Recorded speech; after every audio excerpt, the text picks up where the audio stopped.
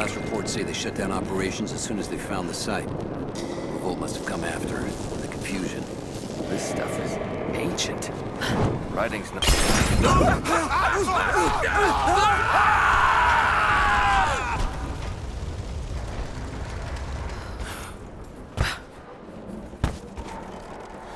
So I've been playing Rise of the Tomb Raider.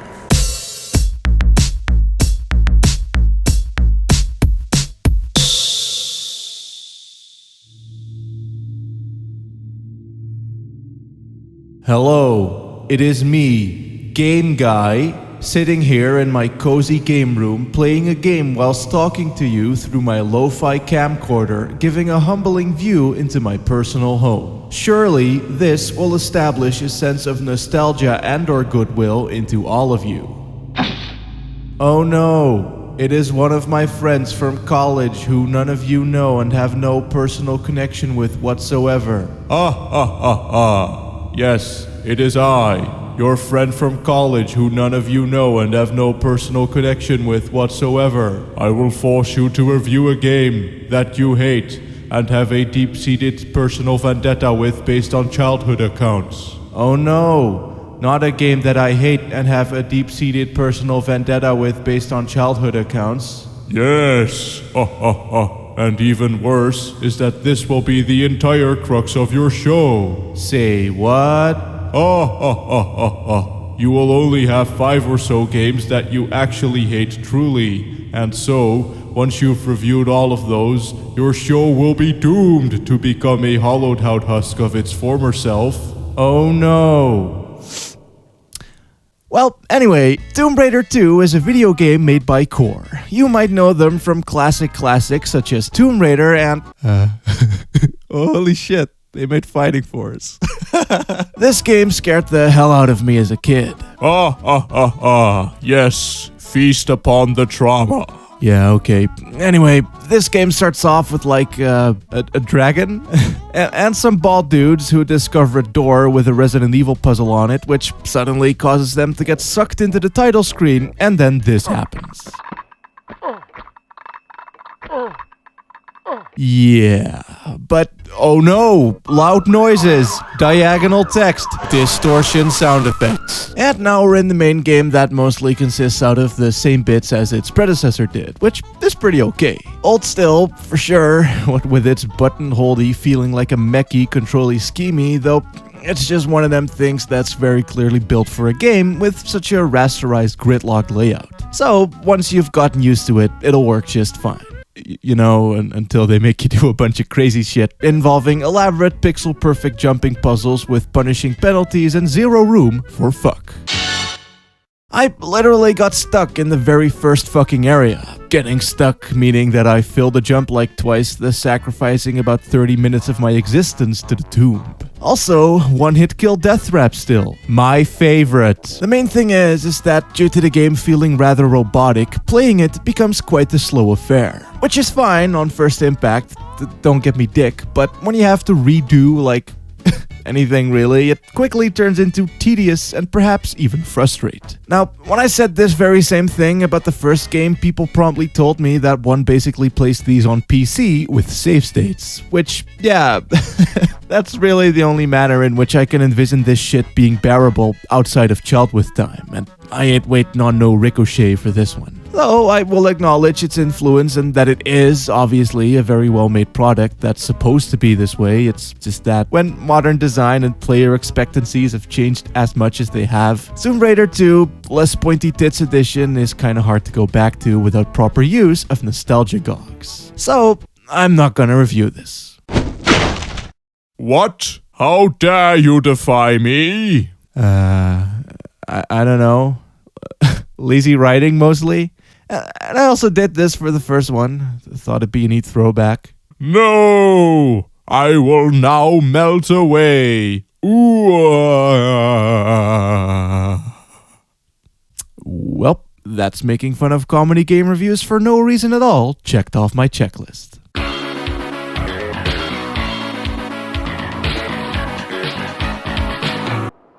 Whoosh. Royalty-free snow particles kick off our new story. Set 1 year after Laura's previous murder party. Things were linear, persons were third, and set pieces dominated the shoot-bang-filled lootable landscapes. Naturally, she's traveling the world looking for reasons as to why shit had to be like that, and ended up tits deep in Siberian snow where an amalgamation of scripted events, natural disasters, and QTEs lead into what is pretty much just more of the same but better paced. Actually, all they really did was just add in some shit from the original games. Jumping puzzles, one-hit kill death traps, actual tombs, it's pretty neat. Especially because now a trap is a cool death animation followed by you being put right back where you were, rather than being asked to load your non-existent save file and whether or not if life in general is truly worth living. And not only that, but the man-banging has been traded in for some good old wildlife extermination and much more calmly spaced out stealth sections that'll only trigger gunfuck upon fuck-up. It's a lot less linear too. The game still pulls an Uncharted on occasion, but usually only to bookend or kick off a chapter, leaving you with large open maps with plenty of caves, puzzles, exploration, and side quests. It's much more withheld, I guess. Most of the time, you're just doing some minor physics-based puzzles involving your interesting arsenal of bow rope trickery and admiring the odd artifact. Hell, even the platforming is a much bigger feature. Sometimes of the cinematic variety with all the weird game feel brought on by awkward timing as the camera pans and cuts all over the place mid-jump with animations relative to the scene, thus losing any sense of control as shit no longer resembles your inputs, but also in a more genuine sense.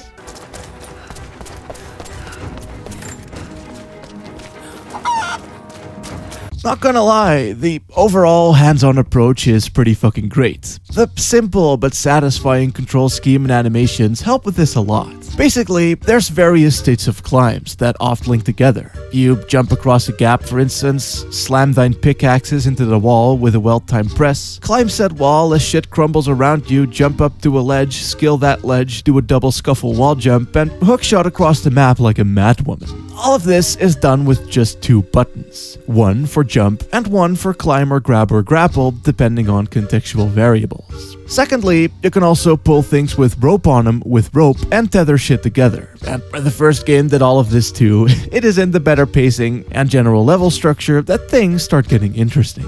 As I said, this isn't really a shooter anymore. The game is less laid out like a cover-based The Last Gears of Binary Charted, interconnected with scripted climbing sequences, and is, instead, more like a huge, sprawling puzzle room with bigger stealth areas and hella routes with side shit.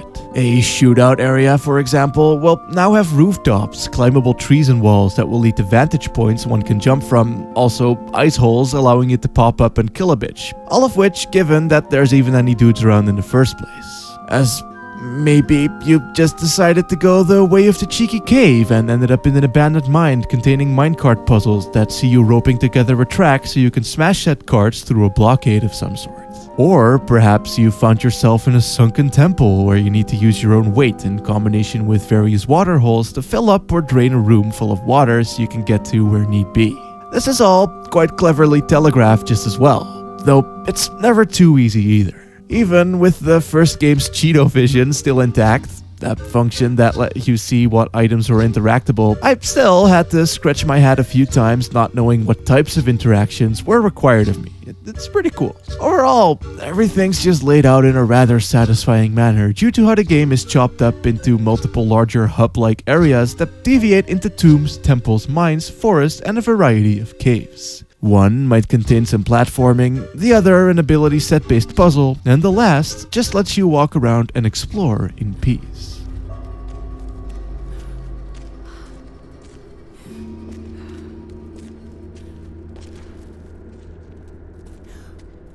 I actually felt like a proper Tomb Raider this time around. Brendan Fraser's soul lives on through these boobs, I can only issue. Which is more or less what I'd hoped to get from a series named as such. Anyway, besides everything I just mentioned, every location, optional or otherwise, will have plenty of wee gubbins to collect that can be used to craft new ammo, upgrades, and equipments at bonfires. This alone makes exploring random cubbyholes just that tad more rewarding. Though, what really pulled me in was the excellent presentation of it all.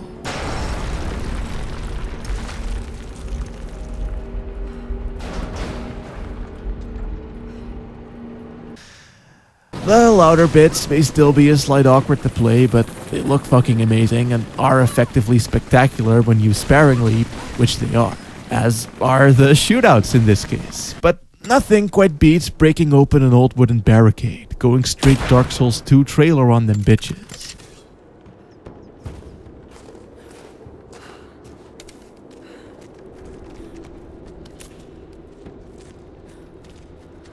The lighting, for instance, only highlights shit about a meter away from your feet, thus forcing you to explore slowly. It's not a horror game by any means, but by the time you find audio diaries detailing how the workers of this abandoned mine were all genocided as you stumble over corpses, skeletons, and broken mining equipment, it'll be hard not to get a bit on edge either. Every cave in this is like its own little adventure, really. Never quite knowing if you're in for some shoot-bang, head-scratching puzzles, or a...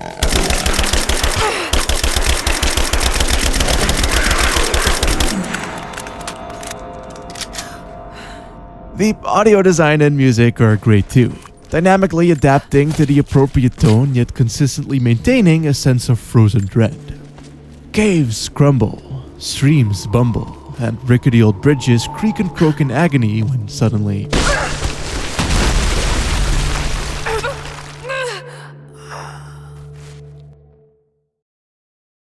So Lara is this angry, crazy murder girl who brutally shoots, strangles, stabs, and crushes millions, right? Even exotic animals and endangered species aren't out of the question, so naturally, when some evil motherfucker breaks into her house, nearly chokes her to death, and finna steal her important book that she needs and shit, he is the only one she decides to spare. Thus kicking off our motivations proper. Well, that and the fact that you encounter the guy over and over, as he does tons of horrible things, has ties to her past, and also learn that he is but a human person who might not actually be quite as blatantly evil as his actions may imply. Which isn't gonna stop Lara from brutally murdering the dude, but it did get me to actually care. As did the natives of this land, who you bump into with their cool, charismatic, and mysterious leader man, and his plot MacGuffin, what needs protecting from both the evil man and Lara.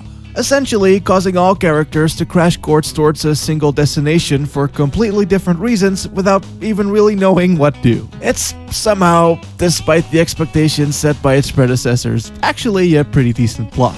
Even Lara is easier to root for now, as you're more likely to actually share her anger as she gets drowned, impaled, beaten up, tortured, mauled, shot, frozen, and lied to. It's not so much a swashbuckling adventure as it is a stuntily bumbling blunderfuck, but that also does mean that we can't appreciate the rich culture that we're rudely intruding upon. It's fun. The locations, certain sequences, and the characters are quite memorable, and the gameplay, as hopefully expressed, is totes Gucci. More actual Tomb Raider game, I guess, and less unpolished Uncharted.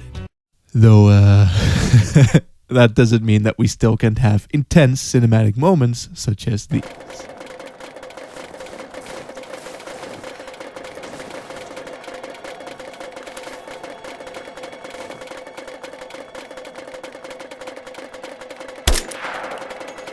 Oh my god, epic jokes!